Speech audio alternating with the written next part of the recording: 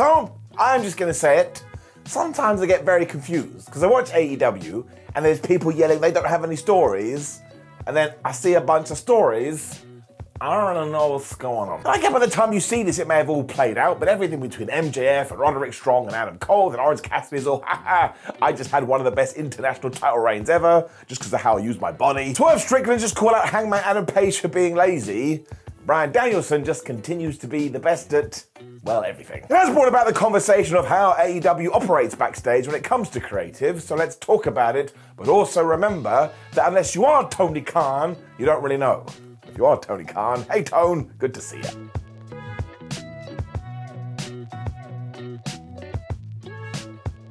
But sure, it certainly sounds like back in the day, All Elite Wrestling was kind of booked by committee. You did have Mr. Khan on top, but the EVPs, Kenny Omega, the Young Bucks, Adam Page, and Cody Rhodes would all come and say, oh hi, we've got some ideas, let's put it in your mouth. Figuratively. It's why in the early goings of the promotion, they would all lose all the time, because they were very aware, well, you know, if we become like super winners, everyone's going to just think we're being nerdy promoters and saying, oh, well, I'm in charge, I've got to get the W. And I don't think they get enough credit for that, because regardless whether it was right, regardless whether it was wrong, that is being very self-aware, and if it had been 35 years ago in this business, would not have happened. I would also guess that back in 2019, we'd already figured out who our first world champion was going to be. And yeah, everybody involved got this spot on the nose. They were right on the money because they gave the gold belt to Christopher Jericho. I remember the discourse at the time because everyone was like, oh, of course Jericho beat Adam Page. I can't believe it. But this was totally the correct thing to do because Chris Jericho was obviously the biggest star AEW have. So if you give him the World Championship, all of a sudden Lapsed fans and nerd people like me will go, oh my gosh, Y2J, he's on top of the world over there. Maybe I should get my remote control and tune in. I think we now also realise that Page needed a little bit more time in the oven, and now he has become that top star because it was Chris Jericho. I think we all just went, let him be creative with his stuff. Because what hasn't he done? This was also another inspired decision, because do you remember when he sold thousands of bottles of champagne and he called it La Bubbly or whatever? What is going on? Around the same time, it was pretty obvious that MJF had all the potential in the world, so he strapped the rocket to him when Jon Moxley also debuted and was like, you need somebody to put the company on their back? Well, I'll do it all of the time. I mean, I'm not even sure this does tie into the writing process, but he was just so damn passionate. Well, he helped AEW out in droves. If we do jump to the December 18th, 2019 Dynamite, however, things may have changed. Widely panned by the audience because you're not allowed to make one mistake in pro wrestling without everybody jumping down your throat, Tony Khan decided, well, okay, maybe there is something to this, and I'm going to take back the control. So he would now have the final word, and if his gut deep down in his tum-tum was like, oh, I don't think that is a good idea, he wouldn't do it. More power to him. He put the money in, he should have the green and red light. If we then take another leap forward to November 2021, I don't think this can be argued either. My word, AEW was on fire. I mean, the Elite felt like megastars, promos were unscripted, so wrestlers were sinking or swimming, but that was helping everybody out. And even if a few people did drop the ball a little bit, they were allowed to pick it up and run with it again. And because they learned from all this, well, it just helped them down the line. Now look, I personally do think that a lot of criticism that was hurled All Elite Wrestling's way after this creative peak was a little bit harsh. But look, we're a democracy here, so we should all chat about the different points. And we start, of course, with the massive roster. Because it's fair to say that AEW started to employ so many wrestlers, it was like, well, where are we going to put them? We don't have enough room. But once again, on the flip side, I kind of find it hard to get mad about this, because human being gets a job, that's a couple of thumbs up. But sure, if we do take somebody like Keith Lee, he has been lost in the shuffle for ages, and somehow, even though we did that mega program between him and Swerve Strickland, here I stand in September 2023, and we never did the singles match, and now it wouldn't actually make sense to do it. I mean, Swerve did smash him with a brick, so you think he'd be a little bit mad, and don't forget that even today, even right now, Lee has all the potential in the world, but now we're in a position where we kind of have to hit reset. Well, you never really want to hit reset. That doesn't get away from the fact that it is more difficult though, because we do have a packed roster with limited spots, which may be one of the reasons why the ranking system went away. I mean, Khan himself even said on the Wrestling with Mark podcast that he kind of had to do this because he was presented with this situation. He was like, well, I can't really keep going on about win-losses because it's going to make it even harder to fit people in. I mean, describing how he approaches creative these days, he said, "I put the columns where the rows were, and now I organize everything like this since Full Gear. And I feel like I'm more organized, even though it's all the same information." The internet then started to turn this into a meme, because they were like, "Oh, Tony Khan books via spreadsheet."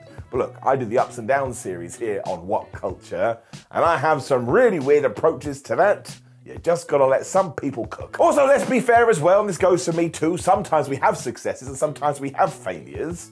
We've already talked about this. As long as you learn from them, it's all good. If we do take another leap forward though and get to the All-In event, even though this was such an amazing spectacle, a few days or a few weeks prior, well, there were a lot of fans going, "I don't like this build, I don't think we're hyping it up accordingly." Now, as is usually the way, AEW's retort to this was to put on such a good pay-per-view, as they always do, but this kind of conversation was growing, which is why we're talking about it right now. I mean, do we have to start ensuring that there is more exciting in people's tum-tums as we do build up to these things, or is smashing it on the day enough? Again, you're going to have to make your own decision, and you can do that down there in the comments. I'm going to assume if you do have a diplomatic look at wrestling, you're going to fall somewhere in the middle, because you need both. You need to be going absolutely crazy, knowing that you are about to have an amazing pay-per-view, and then when you get said amazing pay-per-view, do the dance of joy. I also ultimately think that it just comes down to trying things and see what happens.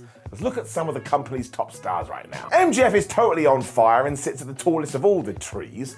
And once again, do you not think that he's not having input into his own stories? I mean, he's probably right. It'll be the same for the Elite too, but the reaction to them has been somewhat crazy recently. I mean, it took everything between Kenny Omega and Takeshita to get people to go, "Oh, here we go." And then we got the Elite versus FTR round 3. So I suppose maybe when it comes to the Elite, we just need dream matches, which does kind of seem very unfair. The thing is though, you do have to serve the appetite of the audience. This brings us to CM Punk. Now I get that it's not much of a talking point anymore, but for a few months there, CM Punk was quite clearly in charge of Collision, with Tony Khan having the final say. And the end result to that was a far simpler and streamlined version of Dynamite, which some people said is the best thing ever, and some people said was incredibly dull. Now that does seem unfair. I mean, look what it did for Ricky Starks. So you want to make sure that your Saturday show feels different from your Wednesday show and vice versa. Otherwise, what's the point? It's like wearing a wig if you already got hair. At this juncture, it's probably good to point out that I do believe Tony Khan sees AEW as a match-first promotion. And that's why we get all these random fights and you can't account for that. If you do get two wrestlers scrapping and you wanted to see it, it's the best thing ever. But if you don't care, well, you don't care. That is why the added story is so important, because even if you don't have the right emotions, if the narrative gets you, well, you're going to take out your fishing rod and reel yourself in. Now, there is a support system in place as well, because it has been confirmed over the last few months that the likes of QT Marshall, Sanjay Dutt, Bryan Danielson, Pat Buck, Jerry Lynn, Dean Malenko, Madison Rayne, Sarah Stock, and I'd imagine still the Elite are very hands-on. And Khan even said recently, if something were ever happen to him, he would want Bryan Danielson to be in charge. So the American Dragon has done it again. Just put him on Mount Rushmore already. I don't think we should end this video though without throwing some serious praise onto Tony Khan, because within 4 years, he has done things that nobody thought he could do with AEW, including selling more than 80,000 tickets at Wembley Arena. Not Wembley Arena, Stadium. See, even I accidentally did it. And he also has 3 wrestling programs on mainstream American television, and despite what the crazies want to say, is making money. Now look, I love WCW. That was a fun old time, but it never got anywhere close to this. And look, it's not all peaches and cream and Care Bears, because it can't be. For example, never really capitalised on Wardlow, and that sucked. Shida comes and goes far more than I'd like. That strange booking of Chris Jericho after Action Andretti had beaten him. I mean, recently everything with Adam Page has been a bit of a head scratcher. But Eddie Kingston still isn't the damn world champion. So be mad and go and shout about it, that is your right, but make sure you are respectful. But also keep everything crossed and be a positive Pete that those in charge will realise it, and they'll make it even better. The passion he does have for all of this though still flies through Tony Khan when he does do an interview. And look, I was around for those bleak years when it was just WWE at the top. And sometimes they weren't very fun. So AEW existing lit a fire under WWE, and while that's not the only reason, of course it's not, it is in a far better position now than it has been as years. And long may that continue. I just kind of feel like All Elite Wrestling is refining itself at the moment after some difficult, controversial issues backstage.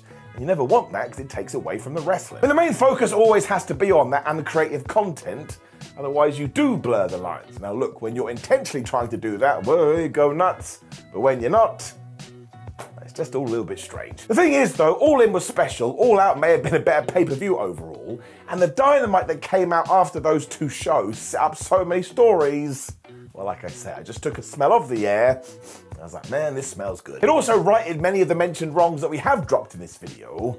So as long as we stay on this path, I think we're going to be okay. Now, once again, this is just the ramblings of a madman mostly, so let me know what you think about AEW's creative process. And look, it's okay if you don't like it, but just be nice. Before you like the video, share the video and subscribe. Also, please do head over to whatculture.com where you can read articles like this with your eyes. Make sure you follow us on social media, but otherwise, just try and enjoy wrestling as much as you can. If you don't like WWE or you don't like AEW, here's an amazing trick for you. Take your remote control or take your finger of power over the mouse and click the off button.